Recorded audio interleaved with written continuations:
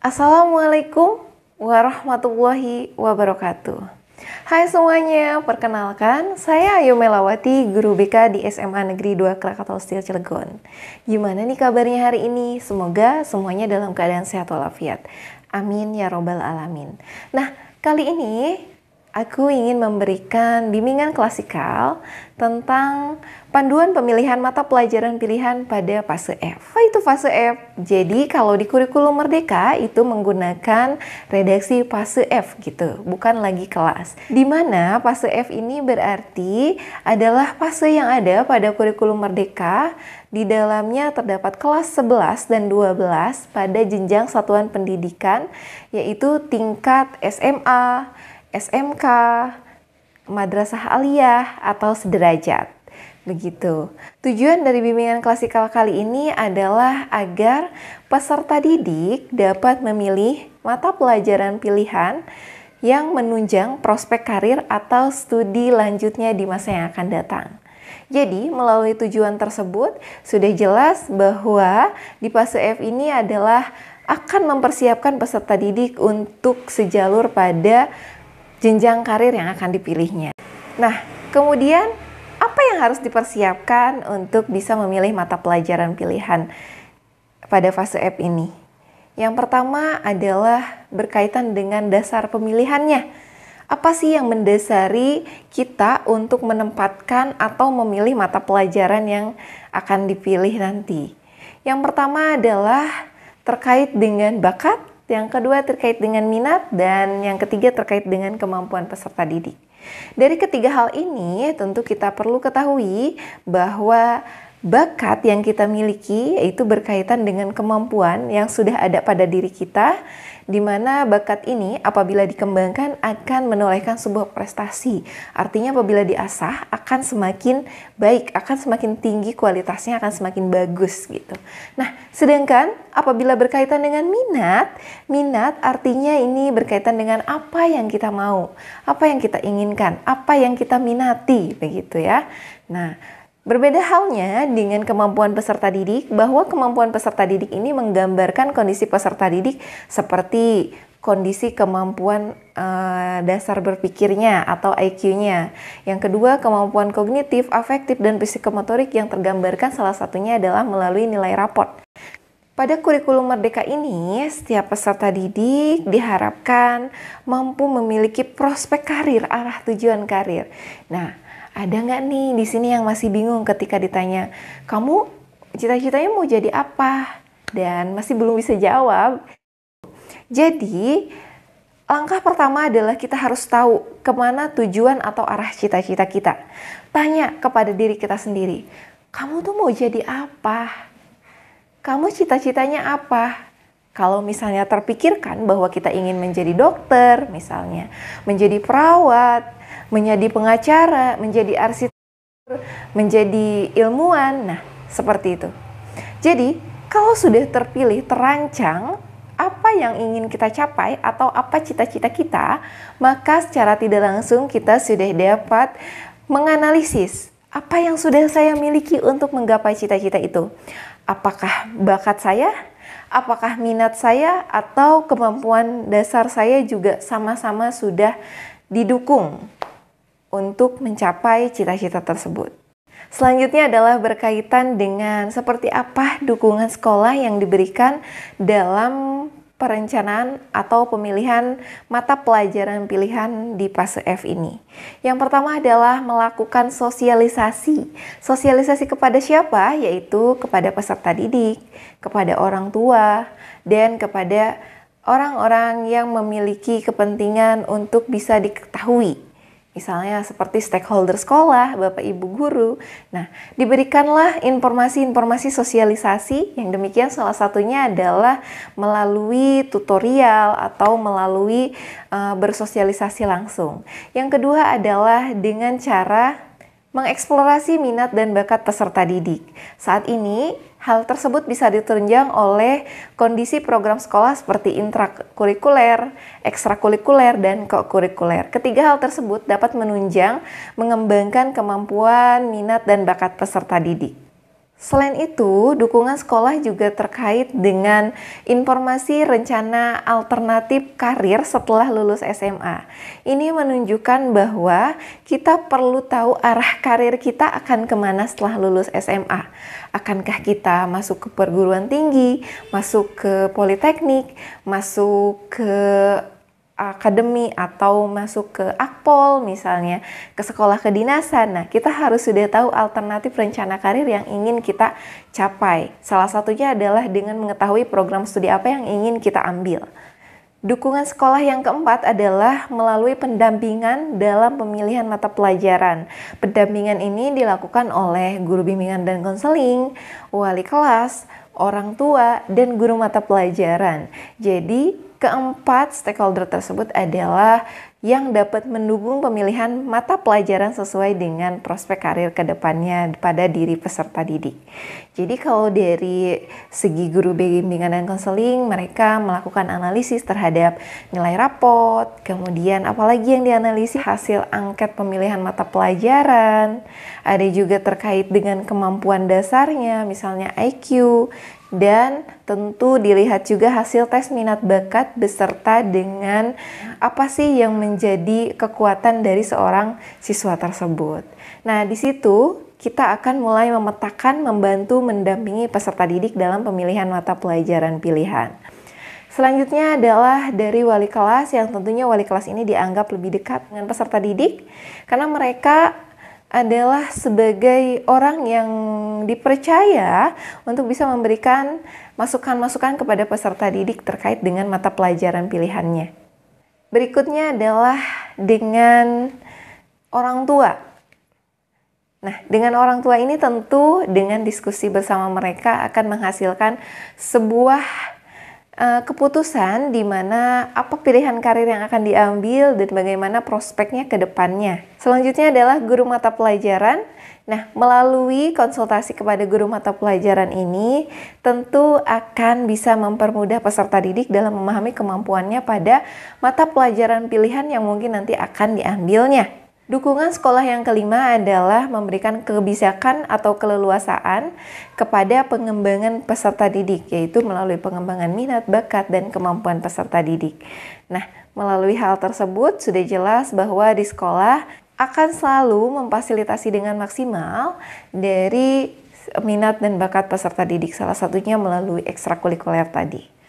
Pada kurikulum Merdeka ini terdapat 2 jenis mata pelajaran dan 1 kegiatan proyek, di mana kedua mata pelajaran itu adalah ada mata pelajaran umum dan ada mata pelajaran pilihan, ditambah dengan kegiatan proyek penguatan profil pelajar Pancasila. Nah, dari 3 hal ini saya akan mulai membahas satu persatu.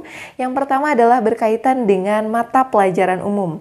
Artinya, mata pelajaran umum ini adalah semua mata pelajaran yang akan diperoleh atau didapatkan oleh peserta didik pada fase F, tanpa terkecuali.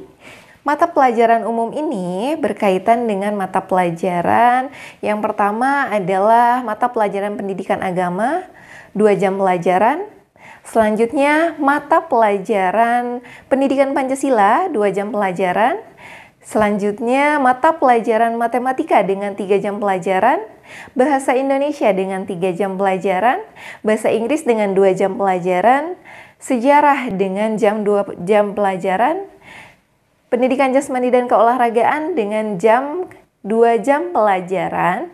Dan seni dengan jumlah jam 2 jam pelajaran. Dari 8 mata pelajaran tersebut, itu secara umum sudah pasti didapatkan oleh peserta didik yang ada dalam fase F.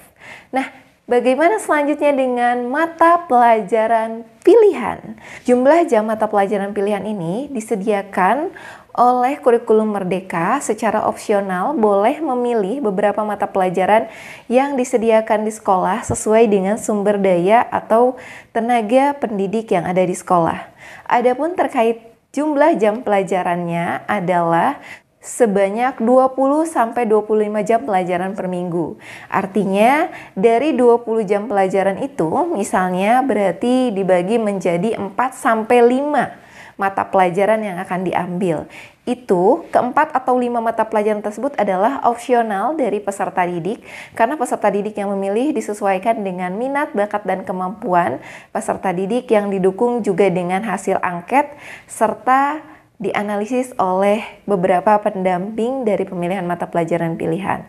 Nah, setelah itu, maka peserta didik akan mendapatkan 5 mata pelajaran pilihan atau 4 mata pelajaran sesuai dengan arah karir atau prospek karir yang akan diambilnya nanti di masa yang akan datang.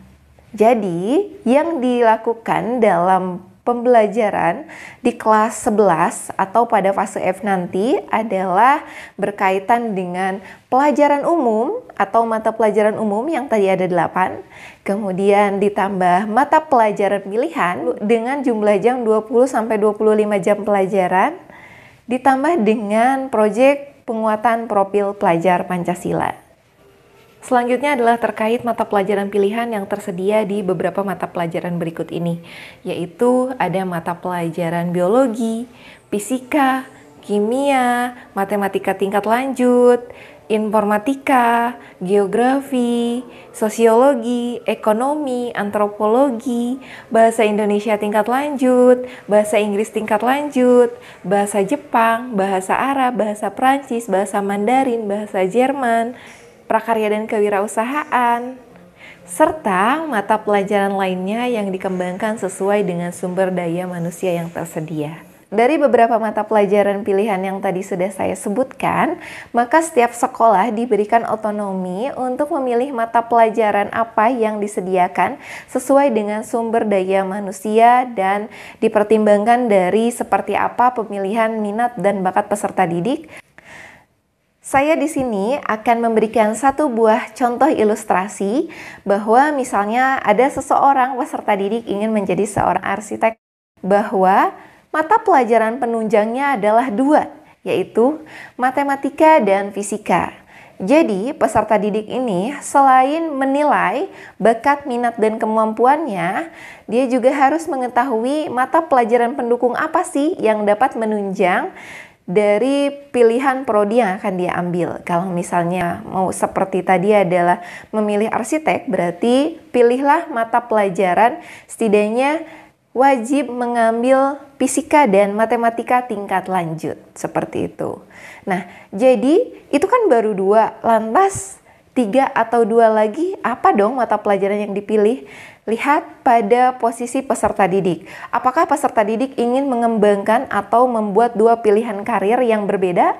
Misalnya, dia selain ingin menjadi arsitektur, ingin menjadi seorang pengusaha juga atau pembisnis. Seseorang tersebut dapat mengambil program studi bisnis di mana ditunjang oleh mata pelajaran ekonomi. Jadi di sini bisa mengambil mata pelajaran ekonomi di mata pelajaran pilihannya. Ditunjang dengan informatika juga boleh dan bahasa Inggris, seperti itu. Jadi kelima mata pelajaran tersebut adalah akan menunjang prospek karirnya di masa yang akan datang. Baiklah, saya akan memberikan sebuah ilustrasi bagaimana penerapan pemilihan mata pelajaran pilihan di SMA Negeri 2 Krakatau Steel Cilegon pada tahun pelajaran 2022-2023 kemarin. Jadi, pada saat itu adalah kami sudah mempersiapkan untuk membagikan sebuah angket. Angket ini berupa pertanyaan dalam bentuk Google Form, di mana menanyakan apa cita-cita Anda, kemudian apa program studi yang akan Anda ambil, program studi 1 dan program studi 2, kemudian yang selanjutnya adalah terkait mata pelajaran apa yang kamu pilih untuk menunjang prospek karir sesuai dengan program studi yang akan dipilih. Nah, dari hal itu kita sudah mendapatkan angketnya dan kemudian akan diolah. Dari hasil angket yang telah diolah, kita akan satukan dengan nilai hasil IQ, hasil tes minat bakat, dan juga disatukan dengan nilai rapot di semester sebelumnya. Nah, setelah kita komparasikan ke beberapa hal tersebut ini, maka kita akan mendapatkan kesimpulan apa sih yang dipilih peserta didik sesuai atau tidak dengan kemampuan, minat, dan bakat peserta didik, seperti itu. Nah, dari hal ini, maka setiap mata pelajaran yang dipilih oleh peserta didik itu dikelompokkan, sehingga ketika ada beberapa yang sama pilihannya akan dijadikan sebuah kelas yang sama. Nah, Dari beberapa kelompok kelas tersebut, kita akan memberikan nama dari sebuah kelas tersebut. Contohnya adalah di SMA Negeri 2 Krakatau Steel Cilegon memberikan nama-nama dari nama bintang. Yang pertama adalah ada namanya kelas Alsain. Nah, kelas Alsain ini terdiri dari kuota 5 kelas, yaitu ada Alsain 1, 2, 3, 4, dan 5. Kelas Alsain terdiri dari 5 mata pelajaran pilihan. Yang pertama adalah biologi, kemudian kimia, fisika, matematika tingkat lanjut, dan informatika. Kemudian yang kedua adalah ada yang namanya kelas Beta Orionis. Kelas Beta Orionis ini terdiri dari 5 mata pelajaran pilihan.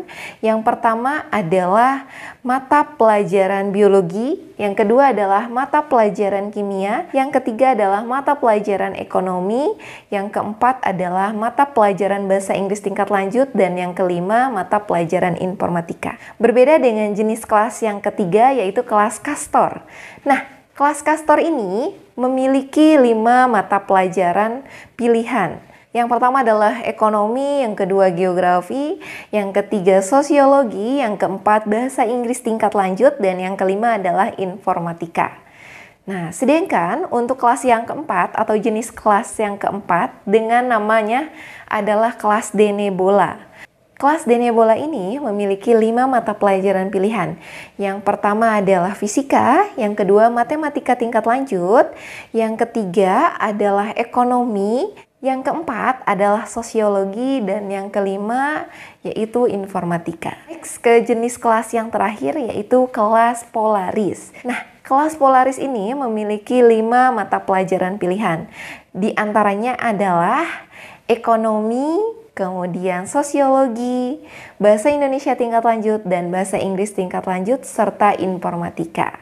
Baiklah, dari beberapa jenis kelas tersebut, kita sudah mengelompokkan sesuai dengan minat, bakat, kemampuan peserta didik, ditunjang juga dengan sumber daya manusia yang tersedia di sekolah kami. Jadi, kesimpulannya adalah dalam pemilihan mata pelajaran untuk fase F ini, peserta didik didasarkan memilih sesuai dengan minat, bakat, dan kemampuan, serta pemilihan mata pelajaran yang disediakan disesuaikan dengan sumber daya dari sekolah atau dari tenaga pendidik yang ada di sekolah tersebut. Oleh karena itu, ini membutuhkan kolaborasi dari berbagai pihak agar setiap keputusan yang diambil tidak memiliki resiko yang terlalu besar. Cukup sekian informasi dari saya. Semoga ini memberikan pemahaman yang baik terkait dengan bagaimana memilih mata pelajaran pilihan pada fase F sesuai dengan panduan yang ada pada kurikulum Merdeka. Baik, cukup sekian dari saya. Assalamualaikum warahmatullahi wabarakatuh. Sampai jumpa.